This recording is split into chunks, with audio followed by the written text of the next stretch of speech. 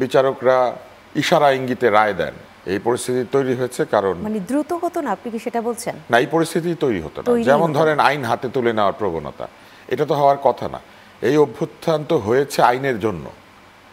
আইন বহির্ভূতভাবে মানুষকে ধরে নিয়ে যায়, মেরে ফেলে, আটকে রাখে, ভুয়া মামলা দিয়ে মানুষকে হ্যারাস করে, বিচার ব্যবস্থাকে মানুষ প্রশ্ন করে, বিচারকরা ইশারা ইঙ্গিতে রায় দেন, এরকম একটা পরিস্থিতি তো তৈরি হয়েছিল বাংলাদেশে। তাহলে আন্দোলন কেন হয়েছিল? এইটার অবসান চেয়েছে মানুষ। তারপরে চাকরি পেতে গেলে মামা চাচা রাজনৈতিক দলের সদস্য হওয়া, এর ওর তদবির, ঘুষ বাণিজ্য, নানান কিছু হচ্ছিল। তাহলে সেটার অবসান চেয়েছে মানুষ।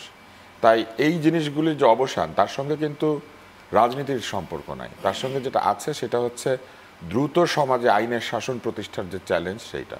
কিন্তু দুর্ভাগ্যজনকভাবে সমাজে দ্রুততার সঙ্গে আইনের শাসন প্রযুক্ত করা যায় নাই, এবং দায়িত্বশীল ব্যক্তিরা এমনভাবে কথা বলেছেন, সেই কথাগুলি মানুষকে সন্দেহগ্রস্ত করেছে, কোনো কোনো ক্ষেত্রে আশাহত করেছে, কোনো কোনো ক্ষেত্রে প্রশ্ন উত্থাপিত হয়েছে যে এই কথা কিভাবে বলে।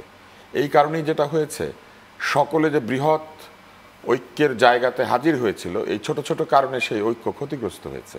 এবং আমি মনে করি যে এই ক্ষতিগ্রস্ত হওয়ার জন্য কম বয়সী তরুণরা দায়ী নয়। আমি মনে করি যে প্রাপ্তবয়স্করা এটার জন্য বেশি দায়ী।